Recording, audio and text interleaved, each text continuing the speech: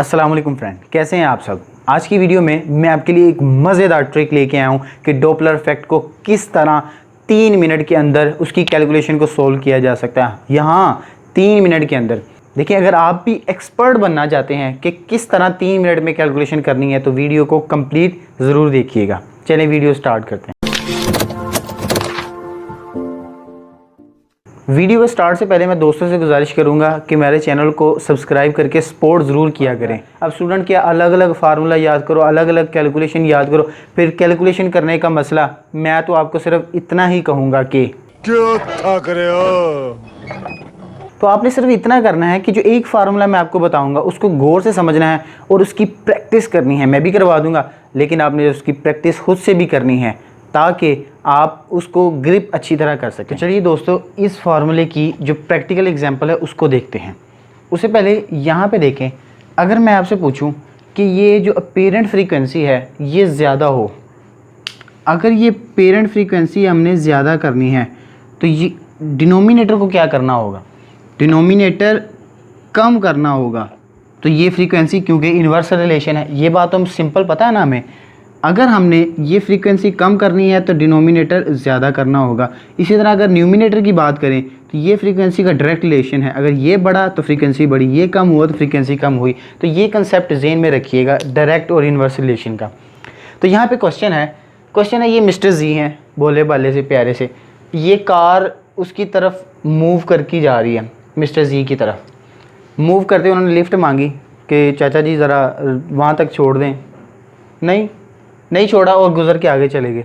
अच्छा, अब जब यहाँ से मूव करके यहाँ पे आए, मिस्टर जी की तरफ आ रहे हैं तो ये हॉर्न देते जा रहे हैं, ओ पीछे हो जा थल्ले ना आई। अब यहाँ पे जब इसके पास पहुँचे तो क्या आहिस्ता आहिस्ता हॉर्न की आवाज़ तेज़ होती गई? सिंपल है यार। अब जब यहाँ से दूर गई हॉर्न की आवाज़ आहिस्ता आहिस्ता कम होती गई, तो यहाँ पे आते हुए फ्रीक्वेंसी बढ़ती गई, यहाँ से जाते हुए फ्रीक्वेंसी कम होती गई। ये पॉइंट ए है, ये पॉइंट बी है, लेकिन मिस्टर जो जी हैं वो उसी जगह पे खड़े हैं। तो अब मुझे बता दें, मिस्टर जी इस जगह पे खड़े हैं इस और ये चीज़ मूव कर रही है, इसका मतलब सोर्स इज़ मूविंग। तो अब यहाँ पे फार्मूले में क्या करना है, यहाँ पे आपने फार्मूला बनाना है खुद, क्या कि अगर तो जो चीज़ मूव कर रही होगी उसकी फ्रीक्वेंसी रहने देंगे और जो चीज़ मूव नहीं कर रही होगी इसकी फ्रीक्वेंसी को काट देंगे। क्या मतलब, इसी इक्वेशन की तरफ ही चलें। क्या इस फार्मूले को मैं इस तरह लिखूं, इस केस में यहाँ पे ये मैंने सारी रिक्वायरमेंट्स लिख दी हैं कि फ्रीक्वेंसी जो है साउंड की इतनी है, स्पीड ऑफ साउंड जो है वो हम जानते हैं इतनी होती है, कार जो है वो स्पीड से मूव कर रही है। अब मुझे बता दें, अगर मैंने पेरेंट फ्रीक्वेंसी निकालनी है तो मैंने पहले तो इतना फार्मूला लिखना है, ठीक हो गया। अब कौन सी चीज़ मूव कर रही है, सोर्स नीचे लिखा हुआ है, तो यहाँ पे मैं ये और नीचे ये सोर्स लिख लूँ इतना। अब ऑब्जर्वर नहीं है, उसको काट दिया, वो निकल गया। अब मसला है यहाँ पे प्लस लगाएं माइनस लगाएं। अब आप मुझे बता दें, क्या ये कार मिस्टर जी की तरफ जा रही, तो क्या ये फ्रीक्वेंसी ज़्यादा होनी चाहिए? फ्रीक्वेंसी कब ज़्यादा होगी, जब डिनोमिनेटर कम होगा। तो डिनोमिनेटर कम कब होगा, जब नेगेटिव साइन होगा। तो देखें हमारे पास फार्मूला बन गया, ट्रिक बन गया। अब हमने just put the values and get the answer. तो देखें पेरेंट फ्रीक्वेंसी जो है वो 1000 है और जो टोटल ये फ्रीक्वेंसी दी हुई है साउंड वो 340। तो यहाँ पे 340 माइनस 25, तो जब इसको हम सोल्व करेंगे तो हमारे पास आंसर तकरीबन जो है वो इतना जो है आंसर आ जाएगा, पर सेकंड आंसर आएगा। इसी तरह अगर हम इसकी बात करें तो यहाँ पे अगेन देखें, क्या ये ऐड बी पर हमने बताना है। एक ए पे तो हमने बता दी कि जो फ्रीक्वेंसी है फ्रीक्वेंसी एट ए, अब फ्रीक्वेंसी एट बी बतानी है। बी पे अगेन देखें, क्या अभी भी कार मूव कर रही है, सोर्स मूव कर रहा है, तो फार्मूला वही फार्मूला लिखें। आपने फार्मूला पहले आधा लिखना है, यहाँ तक ये यहाँ तक तो आ गया। अब कौन सी चीज़ मूव कर रही है, सोर्स, उसकी वेलोसिटी आ जाएगी, ऑब्जर्वर की ख़त्म कर दी। अब यहाँ पे प्लस आएगा माइनस आएगा, खुद ही सोचें, जब उससे दूर जा रहा है तो फ्रीक्वेंसी कम होती जा रही है। तो फ्रीक्वेंसी ये वाली कम कब होगी, जब ये डिनोमिनेटर ज़्यादा होगा। तो ज़्यादा होने के लिए यहाँ पे प्लस लगेगा। तो देखें यहाँ पे हमने अब सिंपली करना क्या है, just put the values and get the answer. तो ये हमारे पास है 1000 और ये 340, फिर 340 जमा 25। तो जब इसे सोल्व करेंगे तो हमारे पास 9 और 930 के करीब जो है वो आंसर आएगा। कैलकुलेटर से करेंगे। MD कैट में जो क्वेश्चन आते हैं वो सिंपल इस तरह के आते हैं कि हम कैलकुलेशन सोल्व कर सकें, या मैं उसकी एक एग्जांपल अभी सोल्व करवाता हूँ।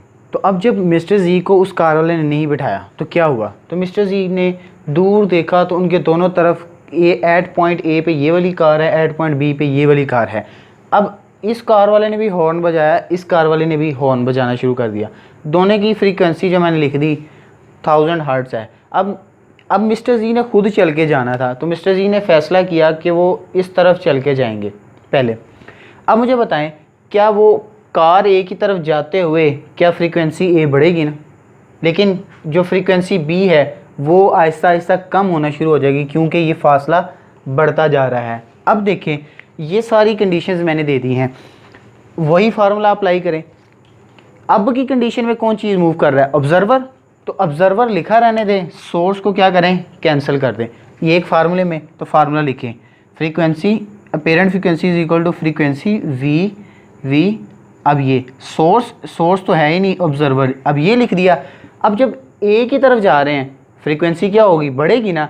तो फ्रीक्वेंसी ऊपर ये डायरेक्ट रिलेशन है, कब बढ़ेगी, जब प्लस का साइन आएगा। तो देखें, जब हमारे पास ये फार्मूला आ गया तो हम जस्ट सिंपली करना क्या है कि just put the values and get the answer. तो 340, तो इसको जब सोल्व करेंगे देखें 1000 और ये हो जाएगा 340 मल्टीप्लाई बाय 340। तो हमने जस्ट इसको सोल्व करना है और आंसर निकालना है, कोई लंबी चौड़ी बहस नहीं। इसी तरह यहाँ पे देखें, यहाँ पे क्या इससे दूर जा रहा है, इससे दूर जाएगा तो अपेरेंट फ्रीक्वेंसी क्या होगी, फार्मूला वो सिंपल फार्मूला याद रखें, वी और यहाँ पे ऑब्जर्वर। अब जब ये फ्रीक्वेंसी हम चाहते हैं कि कम हो, कब कम होगी, डायरेक्ट रिलेशन है, जब ये कम होगा तो ये कम कब होगा, जब माइनस होगा। तो देखिए कितना सिंपल है।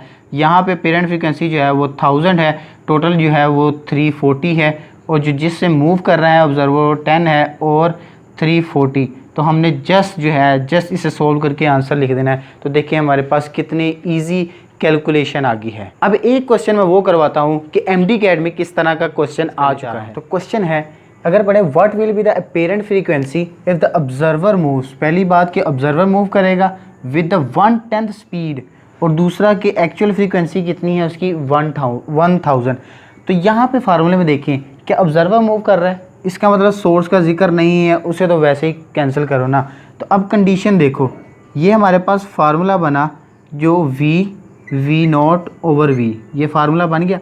अब हमने बताना है कि यहाँ प्लस आएगा माइनस आएगा। तो देखें, ऑब्जर्वर मूव्स अवे, तो अवे जाएगा तो फ्रीक्वेंसी कम, तो जब फ्रीक्वेंसी कम करनी हो तो इस सिचुएशन में हम यहाँ पे लगाते हैं माइनस।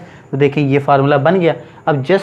अब मुझे बताएं, जब फ्रीक्वेंसी, और अगर मैं पूछूं स्पीड की फ्रीक्वेंसी कितनी, v, लेकिन क्वेश्चन में क्या बताया कि ऑब्जर्वर जो मूव्स किस स्पीड से करता है। अगर ये ऑब्जर्वर की स्पीड है तो वो मूव करता है 1/10 द स्पीड ऑफ साउंड। तो क्या ये वाली इक्वेशन बनती, स्पीड ऑफ साउंड का 1/10 जो है वो ऑब्जर्वर की स्पीड है। तो हमने जस्ट वैल्यूज़ पुट करनी है। तो यहाँ पे देखें v minus V over 10 over v। तो यहाँ ऊपर वाले का अगर हम सिंपल एलसीएम ले लें अलग से, v माइनस वी ओवर 10, तो इसको अगर सोल्व करेंगे तो हमारे पास जो आंसर आएगा वो आएगा 9v ओवर 10।